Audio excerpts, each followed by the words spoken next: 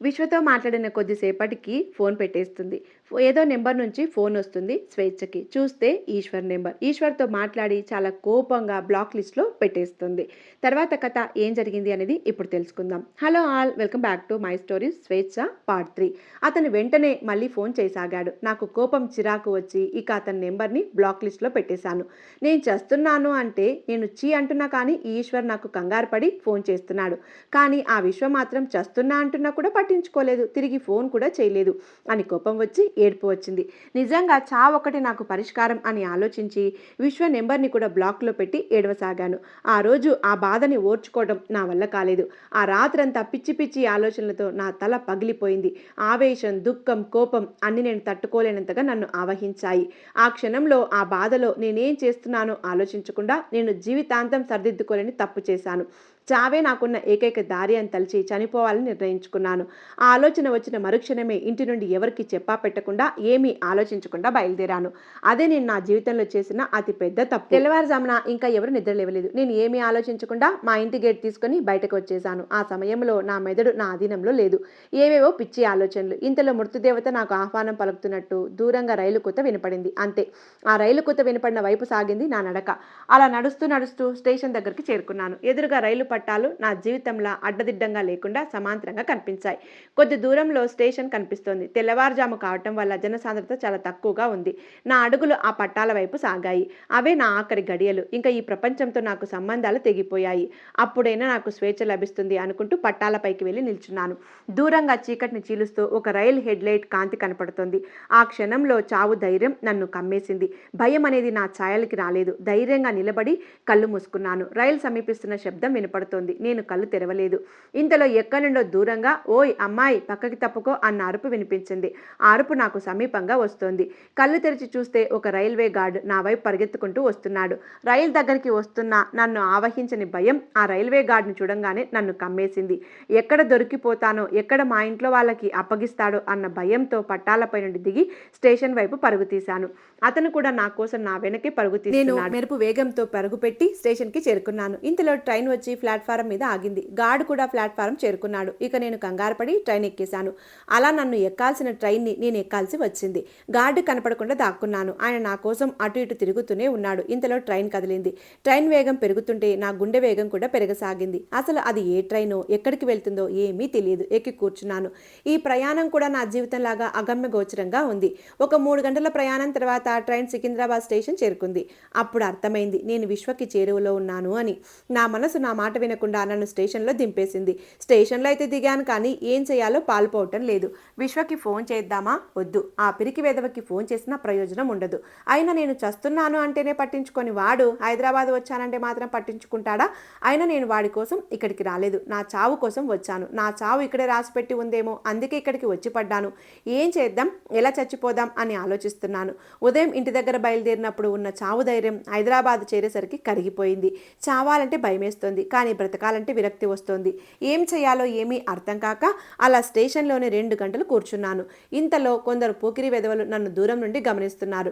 వాళ్ళు నన్ను గమనించడం మొదట నేను చూడలేదు, కానీ దూరం నుండి వెకిలి సైగలు చేస్తున్నారు.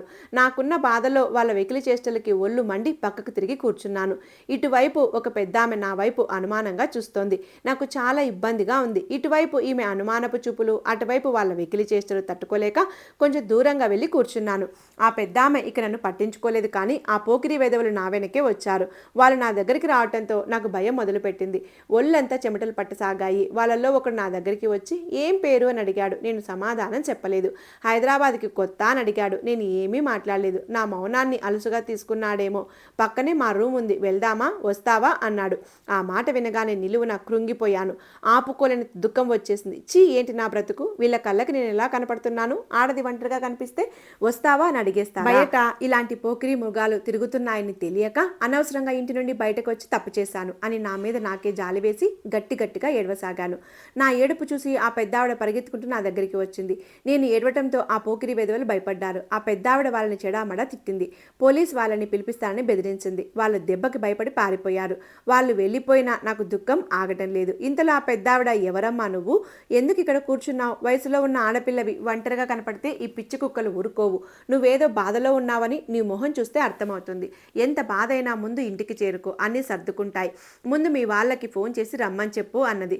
నాకు కూడా చాలా భయమేసింది. ఏదైతే అది అయిందని ఇంటికి ఫోన్ చేద్దామని ఫోన్ ఆన్ చేశాను. ఫోన్ ఆన్ చేయగానే వెంటనే ఒక నెంబర్ నుండి కాల్ వచ్చింది. ఇంట్లో వాళ్ళు ఫోన్ చేసింటారని భయంగానే ఫోన్ లిఫ్ట్ చేశాను. హలో స్వేచ్ఛ, ఎక్కడున్నావు అని అడిగారు అవతల వైపు నుండి. నేను సికింద్రాబాద్ స్టేషన్లో ఉన్నాను, చాలా భయంగా ఉంది అని చెప్పాను. అక్కడే ఉండు, ఎక్కడికి వెళ్ళకు, నేను వస్తున్నాను అని చెప్పారు. సరే అన్నాను. అసలు ఫోన్ చేసింది ఎవరు మాట్లాడుతున్నారో కూడా అర్థం చేసుకోలేనంత పరిస్థితిలో ఉన్నాను. నాకు కళ్ళు తిరుగుతున్నాయి. ఇంతలో ఫోన్ ఛార్జింగ్ అయిపోయింది. ఆ పెద్దావిడ నాకు మంచినీళ్లు అందించింది. గుండెల్లో ఒకటే భయం, ఆందోళన బాగా పెరిగిపోయి కళ్ళు తిరిగి పడిపోయాను. పాపం ఆ పెద్దావిడ నన్ను తన ఒళ్ళో పడుకోబెట్టుకుని కూర్చుంది. మా వాళ్ళు వచ్చాక అప్పగించి వెళ్దామని. చాలాసేపటి తర్వాత కళ్ళు తెరిచి చూశాను. ఇంట్లో ఉన్నాను, కానీ అది మా ఇల్లు కాదు, తెలిసిన వాళ్ళ ఇల్లులాగా కూడా అనిపించడం లేదు. నేను ఎక్కడున్నానో అర్థం కాలేదు. ఇంతలో ఒక అమ్మాయి నేను కళ్ళు తెరవటం చూసి సంతోషంతో నా దగ్గరికి వచ్చి, స్వేచ్ఛ ఇప్పుడు ఎలా ఉంది అని అడిగింది. బానే ఉంది, మీరెవరు అని అడిగాను. నువ్వు నాకు తెలుసు కానీ నేను నీకు తెలియదులే అన్నది. నాకు భయం వేసింది. అసలు ఎవరు మీరు, నేను ఎక్కడ ఉన్నాను, ఇది ఎవరిల్లు అని కొంచెం గట్టిగా అడిగాను. కంగారు పడకు స్వేచ్ఛ, భయపడాల్సిన పని లేదు, నువ్వు సేఫ్గానే ఉన్నావు. నా పేరు జ్యోతి, అదిగో మా ఆయన మహేష్ అని లోపలికి వస్తున్న వ్యక్తిని చూపించింది. ఆయన నన్ను పలకరింపుగా చూడసాగాడు. నేను అయోమయంగా వాళ్ళ వంక చూస్తున్నాను. స్వేచ్ఛ, నేను ఈశ్వర్ వాళ్ళ ఫ్రెండ్ని, ఈశ్వరే నిన్ను ఇక్కడికి తీసుకొచ్చాడు అని అప్పుడు అసలు విషయం బయట పెట్టాడు. ఈశ్వర్, ఆ పేరు వినపడగానే నాకు ఒళ్ళు మండిపోయింది. ఆయన అతడు ఎక్కడి నుండి వచ్చాడు, అతడు నన్ను ఎలా ఇక్కడికి తీసుకొచ్చాడు, అసలు నేను ఇంటి నుండి బయటకు వచ్చి ఎంత సమయం అవుతుంది అని అడిగాను. నువ్వు స్టేషన్లో అపస్మారక స్థితిలో పడి ఉంటే ఈశ్వర్ నిన్ను మా ఇంటికి తీసుకొచ్చాడు. నువ్వు వచ్చి ఒక రోజు అవుతుంది, ఒక రోజంతా నువ్వు స్పృహలో లేవు. ఈశ్వరే నిన్ను కంటికి రెప్పలా కాపాడుకుంటూ వచ్చాడు. నైట్ అంతా నిద్రపోకుండా నీకు కాపలా కాశాడు అన్నాడు మహేష్. పాపం ఈశ్వర్ నిన్ను ప్రాణంగా ప్రేమిస్తున్నాడు స్వేచ్ఛ. అతని లాంటి వ్యక్తి దొరకడం నీ అదృష్టం. అతని ప్రేమని అర్థం చేసుకొని ఇద్దరు ఒకటైతే మేము చాలా సంతోషిస్తాం అన్నది జ్యోతి. నా గురించి మీకు ముందే తెలుసా అని అడిగాను. ఈశ్వర్ నీ గురించి మొత్తం చెప్పాడు. మీ ఇంటికి వచ్చి మాట్లాడడం, నువ్వు తన ప్రేమని కాదనడం అంతా చెప్పాడు అన్నది జ్యోతి. అసలు ఇంతకీ అతను ఎక్కడా అన్నాను. నువ్వు తన మీద కోపంగా ఉన్నావని పాపం నీకు మొహం చూపించలేక బయట నిల్చున్నాడు అన్నాడు మహేష్. ఇంత చేసి ఇప్పుడు బయట నిల్చోవడం ఎందుకు, రమ్మనండి అన్నాను. తనను ఏమీ అనకు స్వేచ్ఛ, అతను నీ కోసం ఎవరితోనైనా పోరాడతాడు, కానీ నీ ముందు మాత్రం మాట్లాడలేడు. తనని హర్ట్ చేయకు అన్నది జ్యోతి. ముందు తనని రమ్మని చెప్పండి అని కొంచెం కట్టుగా చెప్పాను. వాళ్ళిద్దరూ వెళ్ళి అతగాడిని పంపించారు. అతను నా దగ్గరికి వచ్చాడు కానీ తలదించుకొని ఉన్నాడు. అతన్ని చూడగానే నాకు ఎక్కడా చెప్పలేనంత కోపం వచ్చింది, ఆపుకోలేనంత ఏడుపు వచ్చింది. నీ వల్లే నా జీవితం నాశనం అయిపోయింది, నీ వల్లే నేను ఇల్లు విడిచి వచ్చేసాను, అసలు చచ్చిపోదాం అనుకున్నాను, కానీ నాకు ఇంకా ఆయుష్ తిరలేదనుకుంటా, ఇదిగో ఇప్పుడు ఇలా నీ దగ్గర ఉన్నాను అన్నాను. నేను చచ్చిపోదాం అనుకున్నాను అన్న మాట వినగానే అతను కంగారు పడిపోయాడు. స్వేచ్ఛ, ఏం మాట్లాడుతున్నావు, చచ్చిపోదాం అనుకోవడం ఏంటి, నువ్వు చచ్చిపోతే నేను చూస్తూ ఊరుకుంటాననుకున్నావా, నువ్వు నా దానివి, నువ్వు లేకుండా నేను ఎలా బ్రతుకుతాననుకున్నావు అని అన్నాడు ఆవేశంగా. నేను నీ దానిని అని నువ్వు అనుకుంటే సరిపోతుందా, నేను అనుకోవద్దా, నాకు ఒక మనసు ఉంటుందని నీకు అర్థం కాదా, నువ్వు ప్రేమించావని నేను ప్రేమించేయాలా, నా మనసుకి నువ్వు నచ్చక్కర్లేదా అన్నాను. నీకు నేను నచ్చలేదని నాకు తెలుసు, కానీ నీకు నచ్చేదాకా ఎదురు చూస్తూ ఉంటే ఈలోపు నువ్వు నాకు దూరమైపోతావు, అందుకే ముందు నిన్ను దక్కించుకున్నాక ఆ తర్వాత నీ మనసు మారుస్తాను అన్న నమ్మకం ఉంది నాకు అన్నాడతను. అసలు నాకు మనసు ఉంటేనే కదా నువ్వు మార్చడానికి, అయినా నువ్వెలా వచ్చావు హైదరాబాద్కి, నేను హైదరాబాద్లో ఉన్నానని నీకెలా తెలుసు అని అడిగాను కుతూహలంగా. అదేంటి, నువ్వే చెప్పావుగా సికింద్రాబాద్ స్టేషన్లో ఉన్నాను అని అన్నాడు. అప్పటికి కానీ అర్థం కాలేదు నాకు. నేను స్టేషన్లో ఉండగా ఫోన్ చేసింది ఈశ్వర్ అని, నువ్వు కనపడడం లేదని తెలిసాక మీ వాళ్ళకి నా మీద అనుమానం వచ్చింది, నా కోసం వెతకసాగారు. నాకు వాసు ఫోన్ చేశాడు నువ్వు కనపడడం లేదని, అంతే నాకు ప్రాణం పోయినంత పని అయింది. అందరూ నన్నే అనుమానిస్తున్నారని చెప్పాడు. నేను వెంటనే ఇంటి నుండి బయటికి వచ్చేసి నీ కోసం పిచ్చోళ్ళ వెతుకుతున్నాను, నీ ఫోన్కి ప్రయత్నిస్తూనే ఉన్నాను. అదృష్టం కొద్దీ నీ ఫోన్ కలిసింది. నువ్వు సికింద్రాబాద్లో ఉన్నాను అని చెప్పగానే క్షణం కూడా ఆలస్యం చేయకుండా కార్ తీసుకొని నీ దగ్గరికి బయలుదేరి వచ్చాను. నిన్ను స్టేషన్లో ఒక పెద్దావిడ తన ఒళ్ళో పడుకోబెట్టుకొని ఉంది, ఆమె దగ్గరికి వెళ్ళాను. నేను మీ భావనని చెప్పాను, ఇందాక ఫోన్ చేసింది నేనే అని చెప్పాను. పాపం ఆడబిడ్డని అలా ఒంటరిగా ఎలా వదిలేశారయ్యా, ఇందాక పోకిరి వెధవలు ఏడిపిస్తుంటే చాలా భయపడిపోయింది, కళ్ళు తిరిగి పడిపోయింది అని చెప్పింది. నిన్ను నేను వచ్చే వరకు కంటికి రెప్పలా చూసుకున్నందుకు ఆమె కాళ్ళకి దండం పెట్టాను. డబ్బులు ఇవ్వబోతుంటే వద్దని వారించింది. నిన్ను జాగ్రత్తగా చూసుకోమని నాకు అప్పగించింది. నిన్ను ఎంత లేపినా లేవలేదు. నాకు భయం వేసి హాస్పిటల్కి తీసుకెళ్తే నీరసం వల్ల బీపీ పడిపోయి కళ్ళు తిరిగిపోయాయని చెప్పారు. సెలైన్ పెట్టాలి, హాస్పిటల్లో ఉంచమన్నారు. కానీ మన కోసం మా వాళ్ళు వెతుకుతున్నారు. హాస్పిటల్లో సేఫ్ కాదనిపించింది, అందుకే మా ఫ్రెండ్కి ఫోన్ చేసి తన ఇంటికి తీసుకొచ్చాను. ఇక్కడే సెలైన్ పెట్టించాను అని జరిగింది మొత్తం వివరించాను. ఏంటి, మన కోసం వెతుకుతున్నారా, అదేంటి ఇంటిలో నుండి వచ్చింది నేనే నేనే కదా, మరి నీ కోసం ఎందుకు వెతుకుతున్నారు అన్నాను ఆశ్చర్యంగా. నీకింకా అర్థం కాలేదా? ఇప్పుడు మీ వాళ్ళ దృష్టిలో మా వాళ్ళ దృష్టిలో మనిద్దరం ఊరి నుండి లేచిపోయి పారిపోయి వచ్చేసాం అన్నట్లు అని తాఫీగా అసలు విషయం చెప్పాడు. ఆ మాట వినగానే నాకు గుండెల్లో రాయి పడింది. నేనొకటి తలిస్తే అది ఇంకో దారిలో వెళ్తుందేంటి అని భయం వేసింది. వెంటనే మా వాళ్ళకు ఫోన్ చేసి అసలు విషయం చెప్పాలనుకున్నాను. నా ఫోన్ కోసం వెతకసాగాను. నా ఫోన్ కనపడలేదు. నా ఫోన్ ఏది అని అడిగాను. నా దగ్గరే ఉంది. ఎందుకు అన్నాడు. ఎందుకేంటి, మా వాళ్ళకు ఫోన్ చేసి విషయం చెప్తాను. అనవసరంగా మన ఇద్దరి గురించి తప్పుడు ప్రచారం జరుగుతుంది అన్నాను. హలో బంగారం, మీ వాళ్ళు ఆల్రెడీ నా మీద కిడ్నాప్ కేసు పెట్టారు. నా కోసం పోలీసులు ఊరు మొత్తం గాలిస్తున్నారు. ఇప్పుడు కనుక నువ్వు ఫోన్ చేసావనుకో నన్ను తీసుకెళ్లి బొక్కలో వేస్తారు అన్నాడు. అలా ఏం జరగదులే, మా వాళ్ళకు జరిగింది మొత్తం నేను చెప్తానులే, నువ్వేమీ భయపడకు, ముందు ఫోన్ ఇవ్వు అని అడిగాను. కానీ అతను ఫోన్ ఇవ్వలేదు. నాకు భయం మొదలైంది. ప్లీజ్ మర్యాదగా ఫోన్ ఇవ్వు, నేను ఇక్కడ నుండి వెళ్ళిపోవాలి, మా వాళ్ళు నా కోసం ఎదురు చూస్తున్నారు అని అడిగాను. నా మాట విను బంగారం, ఇప్పుడు మనం వెళ్తే మన ఇద్దరికి మంచిది కాదు. నువ్వు నాతో రాలేదని తెలిస్తే నీకు ఆ తలకు మాసిన వాడితో పెళ్లి చేస్తారు, నన్ను కిడ్నాప్ కేసులో వేసి బొక్కలో వేస్తారు అన్నాడు. అయితే మరేం చేద్దామంటావు అన్నాను అనుమానంగా. మనిద్దరం పెళ్లి చేసుకుందాం, పెళ్ళయ్యాక నువ్వు నా భార్యవి, అప్పుడు మనల్ని ఎవరు ఏమీ చేయలేరు అన్నాడు నిదానంగా. ఆ మాట వినగానే నాకు గుండె ఆగినంత పనైంది. వెంటనే నేను అక్కడి నుండి బయటకు వెళ్ళాలని ప్రయత్నించాను. కానీ అతను నన్ను వెళ్ళనివ్వలేదు. అతన్ని నేను చెడామడా తిడుతున్నాను, ఆపకుండా అరుస్తున్నాను. వెంటనే అతను నా నోరు మూసి, సారీ బంగారం, నేను చేస్తున్నది తప్పని తెలుసు, కానీ ఇప్పుడు నువ్వు ఆవేశంలో ఉన్నావు, కొంచెం ఆవేశం తగ్గేదాకా పడుకో అని నా నోటి దగ్గర మత్తుమందు చల్లిన కర్చీఫ్ని పెట్టాడు. వెంటనే నేను స్పృహ తప్పి పడిపోయాను. ఎంత సమయం అయిందో తెలియదు, కానీ కళ్ళు తెరిచి చూసేసరికి రూమ్లో ఎవరూ లేరు. నేను మంచం పైనుండి లేచి డోర్ తీయడానికి ప్రయత్నించాను, కానీ డోర్ అవతల వైపు గడియ పెట్టి ఉంది. నాకు చాలా భయం వేసింది. వెంటనే తలుపుల్ని గట్టిగా దబా దబా బాదాను. కొంతసేపటికి తలుపు తీస్తున్న చప్పుడైంది. తలుపు తీసి ఈశ్వర్ లోపలికి వచ్చాడు. అతన్ని చూడగానే కోపంతో నన్ను నేను కంట్రోల్ చేసుకోలేకపోయాను. తన చొక్కా పట్టుకొని, అసలు ఏంటిదంతా, ఎందుకు నన్ను వెళ్ళనివ్వడం లేదు, అసలేంటి నీ ఉద్దేశం, నువ్వు నన్ను కావాలని ఇక్కడ దాచిపెడుతున్నావు కదా అని ప్రశ్నల వర్షం కురిపించాను. దానికి అతను ప్రశాంతంగా, ముందు మంచినీళ్లు తాగు, అరచి అరచి నీకు మళ్ళీ బీపీ పెరుగుతుంది, కాస్త ప్రశాంతంగా కూర్చో, అంతా వివరిస్తాను అన్నాడు. తను అందించిన మంచినీళ్లు బాటిల్ తీసుకొని తాగి మంచం పైన కూర్చున్నాను. తను నా ఎదురుగా కుర్చీలో కూర్చుని, బంగారం, మంచికో చెడుకో నేను నీ లైఫ్లోకి వచ్చాను, నా వల్ల నువ్వు కష్టాలు పడ్డావు, నా వల్లే నువ్వు ఇంట్లో నుండి బయటికి వచ్చి సూసైడ్ కూడా చేసుకోవాలనుకున్నావు. ఇదంతా నా తప్పే. ఆ రోజు నేను మీ ఇంటికి వచ్చి మాట్లాడి ఉండాల్సింది కాదు, కానీ నేను ఏం చేసినా నీకోసమే చేశాను. నాకు నిన్ను వదులుకోవడం అస్సలు ఇష్టం లేదు. నా ప్రేమ నాకు దక్కాలన్న స్వార్థంతోనే ఇదంతా చేశాను. నా ప్రేమని అర్థం చేసుకో బంగారం, నువ్వంటే నాకు చచ్చేంత ఇష్టం. అది ఇష్టం కాదు, ప్రేమ, అంతకన్నా ఎక్కువే. నువ్వు లేకుండా నా జీవితాన్ని నేను ఊహించుకోలేకపోతున్నాను. నువ్వు నా ప్రేమని అర్థం చేసుకుంటావని ఇదంతా చేశాను. నీకు నాతో ఇలా మాట్లాడే అవకాశం మళ్ళీ దొరకదనే ఉద్దేశంతోనే నిన్నిక్కడ ఇలా దాచిపెట్టాను. నా ప్రేమను నువ్వు అర్థం చేసుకునే క్షణం కోసం ఎదురు చూస్తున్నాను. ఇప్పటికీ మనం ఇంట్లో నుండి వచ్చేసి 2 రోజులు దాటిపోయింది. అందరం మనం లేచిపోయాం అనుకుంటున్నారట. మీ వాళ్ళు నేను కనపడితే చంపేద్దామని తిరుగుతున్నారు. మా వాళ్ళు నన్ను ఇంకా ఇంటికి కూడా రానివ్వరు. ఇంత చేశాక నిన్ను కూడా మీ ఇంట్లో నమ్మరు. ఇప్పుడు ఇద్దరం అనాథలమే. అందుకే ఎలాగో అందరి దృష్టిలో మనం ప్రేమించుకుంటున్నాం కాబట్టి అదే నిజం చేద్దాం, మనం పెళ్లి చేసుకుందాం అని తను చెప్పాలనుకున్నది చెప్పాడు ఈశ్వర్. తను చెప్పింది విన్నాక నాకు చాలా ఏడుపు వచ్చింది. అవును, ఇప్పుడు ఇంత జరిగాక నన్ను ఇంట్లో నమ్మరు. ఇక ఏ మొహం పెట్టుకుని మళ్ళీ నేను ఇంటికి వెళ్ళగలను? అలా అని ఇతన్ని పెళ్లి చేసుకోవాలా? అసలు ఇతను ఎందుకు నా కోసం వచ్చాడు? నేను ప్రేమించిన వాడు కనీసం నేను ఎలా ఉన్నాను అని ఒక్క ఫోన్ కూడా చేయలేదు. మరి అతనిది నిజమైన ప్రేమ లేక ఇతనిదా? లేదు, ఇద్దరు స్వార్థపరులే. ఒకటిది నేను ఏమైపోయినా పర్లేదు, వాడి భవిష్యత్తు మాత్రం పాడవకూడదనే స్వార్థం.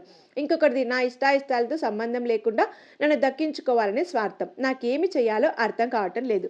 కొన్ని క్షణాల మౌనం తర్వాత నేను నోరు విప్పాను. నన్ను నువ్వు కాపాడావని కృతజ్ఞతలు చెప్పాలో లేక నన్ను దాచేసి ఇంకా ఎక్కువ కష్టాల్లోకి నెట్టినందుకు నిన్ను తిట్టాలో అర్థం కావటం లేదు. నువ్వు నన్ను ప్రేమించినా నేను నిన్ను ప్రేమించలేను. అయినా నేను చనిపోవాలని నిర్ణయించుకొని బయటకు వచ్చాను. ఇప్పుడు ఆ పని పూర్తి చేస్తే ఎవరికి ఏ బాధ ఉండదు, నీకు కూడా నా వల్ల ఏ ఇబ్బంది ఉండదు అని పక్కనే పండ్లు కోయటానికి పెట్టిన కత్తి తీసుకొని చేయి కోసుకోబోయాను. వెంటనే ఈశ్వర్ స్పందించి నా చేతిలో ఉన్న కత్తిని లాక్కుని నా చెంప పగలగొట్టాడు. అసలు ఏమనుకుంటున్నావు? ఇప్పుడు నువ్వు చచ్చిపోతే ఖచ్చితంగా నువ్వు నా వల్లే చనిపోయావంటారు, నన్ను జైల్లో వేస్తారు. అది నీకు ఇష్టమేనా? ఆయన చచ్చిపోతే సమస్యలు తీరిపోతాయి అనుకుంటున్నావా?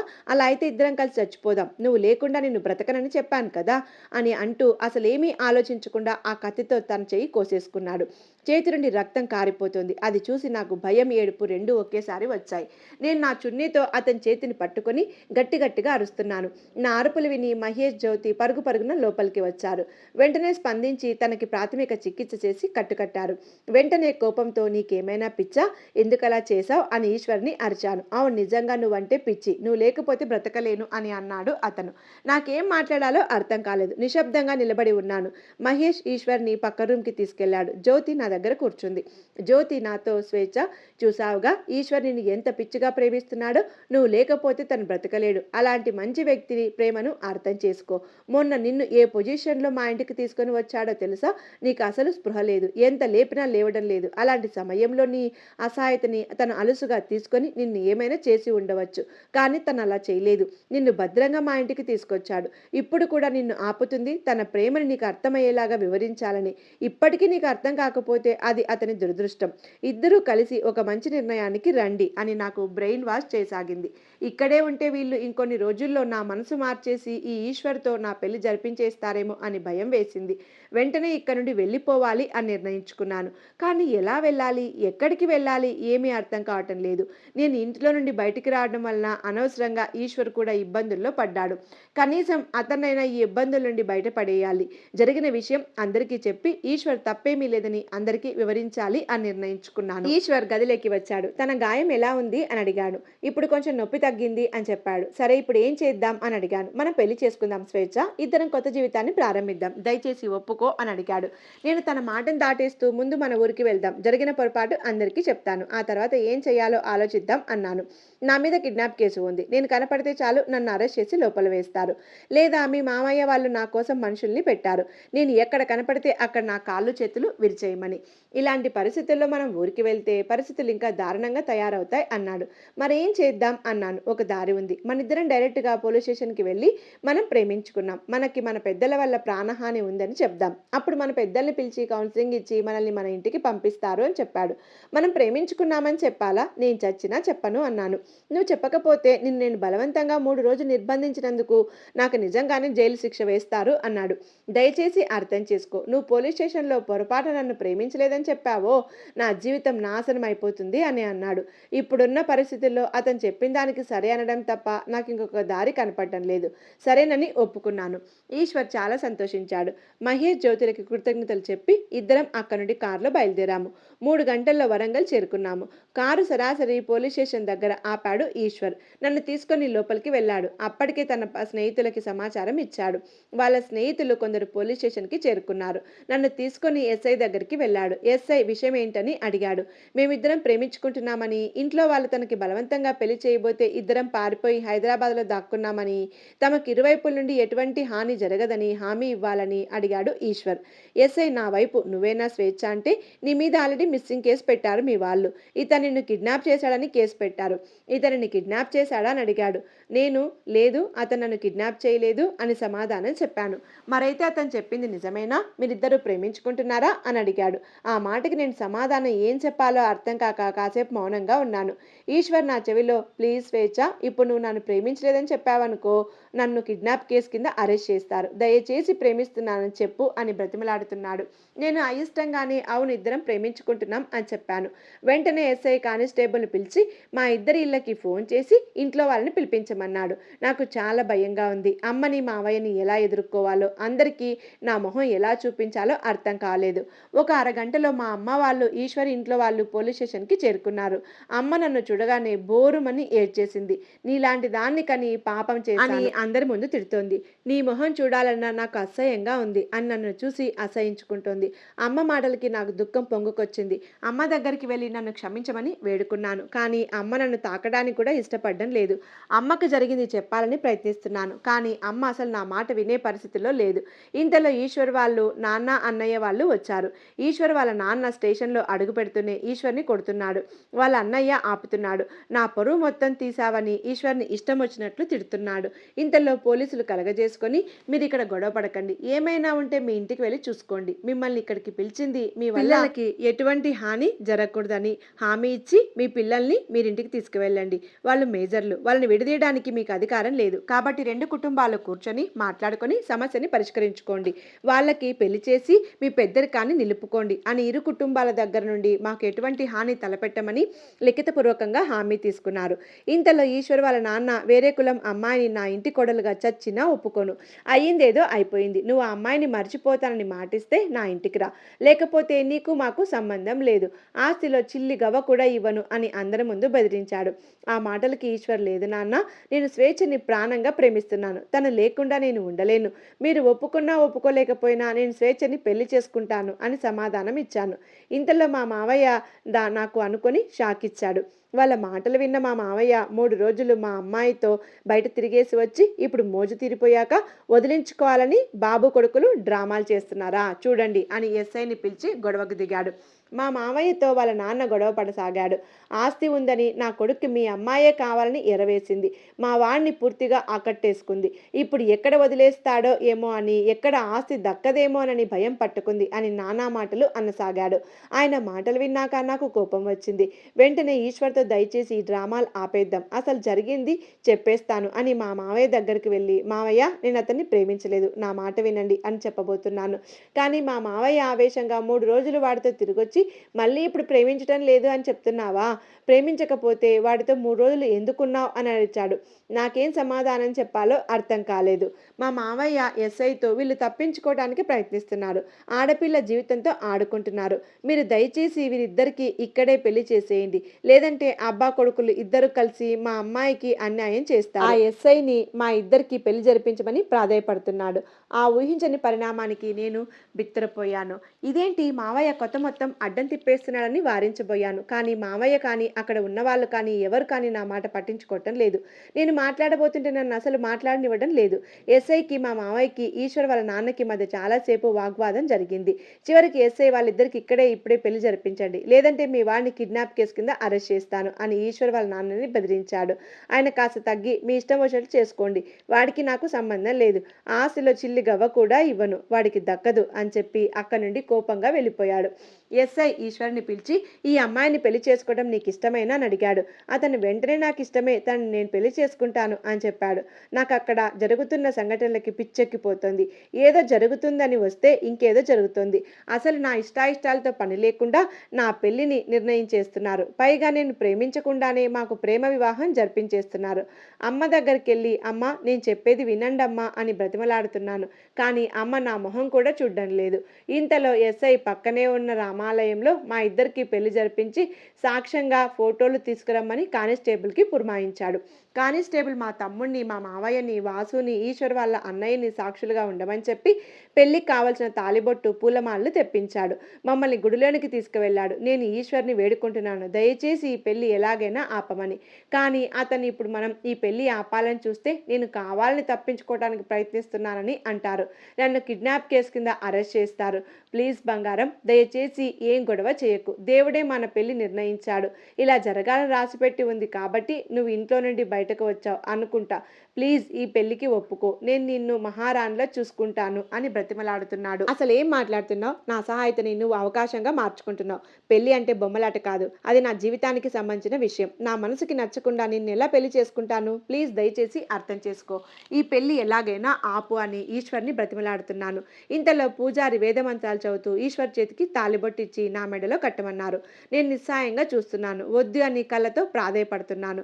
అతను నా ఇష్టానికి ఏమాత్రం విలువ ఇవ్వకుండా సీతారాముల సాక్షిగా నా మెడలో 3 ముళ్ళు వేసేశాడు. అసలు ఏం జరుగుతుందో అర్థమయ్యే లోపు నా జీవితం తలకిందులైపోయింది. ఆ దేవుళ్ళు కూడా మౌనంగా మా పెళ్లికి సాక్ష్యాలుగా ఉన్నారే కానీ నన్ను కాపాడడానికి మాత్రం ముందుకు రాలేదు.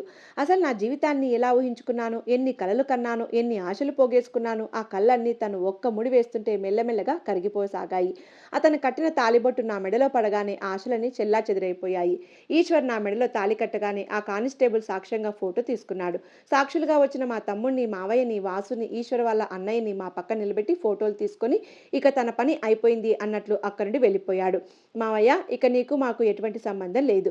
మీ అమ్మ నీ మొహం కూడా చూడ్డానికి ఇష్టపడడం లేదు. కాబట్టి దయచేసి ఆమె కనపడి ఆమెను బాధ పెట్టకు అని చెప్పి తమ్ముడిని, వాసుని తీసుకొని వెళ్ళిపోయాడు.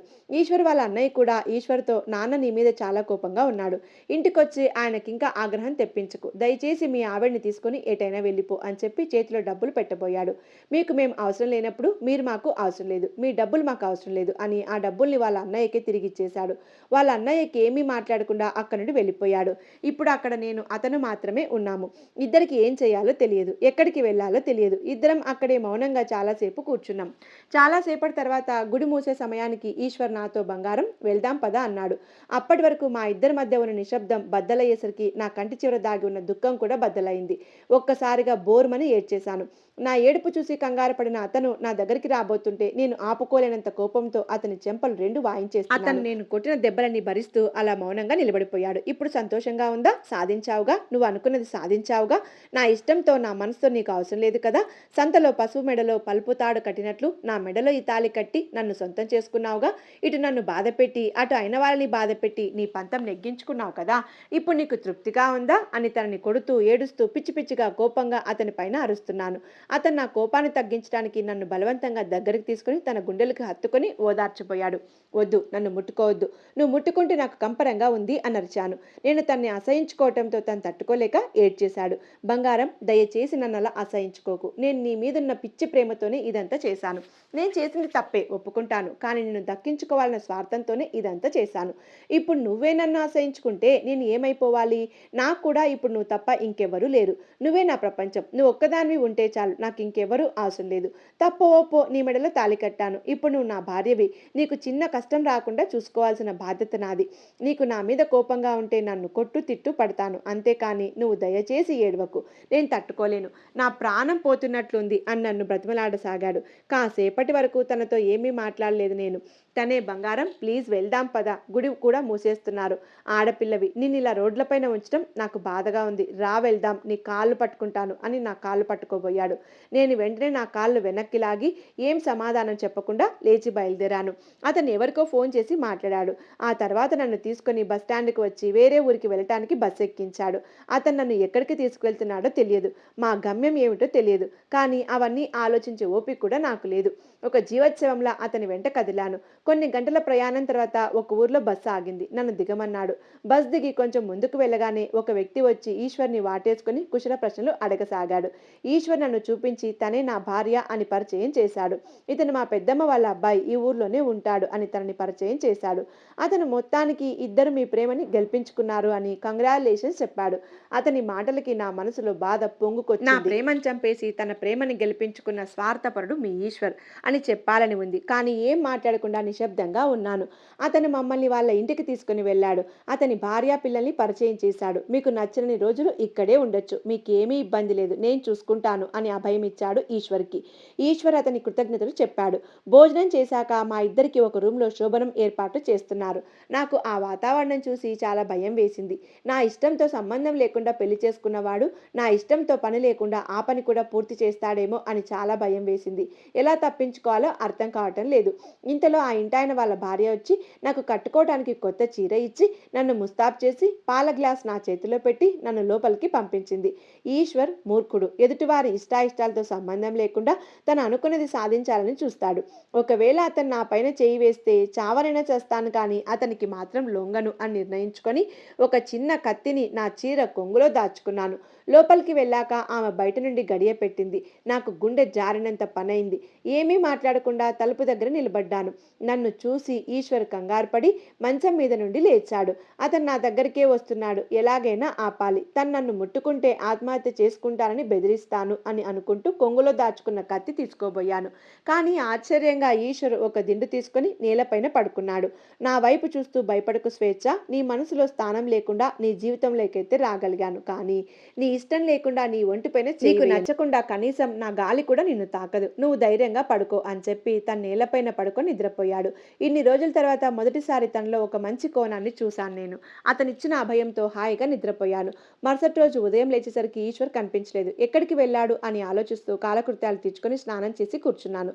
ఇంతలో ఈశ్వర్ వాళ్ళ అన్నయ్య కలిసి బయట నుండి వస్తున్నారు. ఈశ్వర్ నా దగ్గరికి వచ్చి, బంగారం అప్పుడే రెడీ అయ్యావా? నీకోసమే బట్టలు తేవటానికి వెళ్ళాను అని నా కోసం కొనుక్కొచ్చిన బట్టలు చూపించాడు. ఉంచాడు. నేను అవి తీసుకొని అతనికి థ్యాంక్స్ చెప్పాను. అందరం కూర్చొని టిఫిన్ తింటుండగా ఈశ్వర్ వాళ్ళ అన్నయ్యకు ఫోన్ వచ్చింది. అతను ఆ ఫోన్ మాట్లాడుతుండగా తన ముఖ కవలికలు మారసాగాయి. కాసేపటి తర్వాత ఈశ్వర్, మీ నాన్న ఫోన్ చేశాడు. మీరిక్కడ ఉన్న విషయం అతనికి తెలిసిపోయినట్టుంది.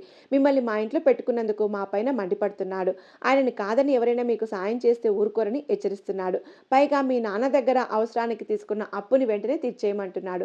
నిజానికి మిమ్మల్ని మీరు సెటిల్ అయ్యే వరకు నా దగ్గరే ఉంచుకొని బాగా చూసుకుందాం అనుకున్నాను. నీకో మంచి ఉద్యోగం ఇప్పిద్దాం అనుకున్నాను. కానీ మీ నాన్నను కాదని నీకు సహాయం చేస్తే మమ్మల్ని ప్రశాంతంగా బ్రతకనివ్వడు. నీకు తెలుసు కదా బాబాయ్ ఎంత మొండివాడో. ఆయన అనుకున్నది చేసే వరకు నిద్రపోడు అని ఈశ్వర్కి తన అసహాయత గురించి తెలియజేశాడు. ఆయన మాటల్లో అంతరార్థం మాకు అర్థమైంది. మమ్మల్ని ఇంటి నుండి వెళ్ళిపోమని చెప్పడానికి తటపటాయిస్తున్నాడు. ఆ విషయం అర్థం చేసుకుని మేము అక్కడి నుండి బయలుదేరాము. మాకు ఆతిథ్యం ఇచ్చినందుకు అతనికి కృతజ్ఞతలు చెప్పాడు ఈశ్వర్. స్వేచ్ఛ ఈశ్వర్ ఇంటి నుండి వెళ్ళిపోయిన తర్వాత ఎక్కడికి వెళ్ళిపోయారు? స్వేచ్ఛ ఈశ్వర్ని నావాడు అని అనుకొని తనకు దగ్గరైందా లేక విశ్వతో వెళ్ళిపోయిందా అనేది వచ్చే కథలో షేర్ చేస్తాను. ఇది ఇవాల్టి కథ. ఈ కథ మీకు నచ్చిందని అనుకుంటున్నాను. కథ నచ్చితే లైక్ చేయడం, ఛానల్ సబ్స్క్రైబ్ చేయడం మర్చిపోవద్దు. కథను లాస్ట్ వరకు విన్నందుకు ధన్యవాదాలు. వచ్చే కథతో మళ్ళీ కలుద్దాం.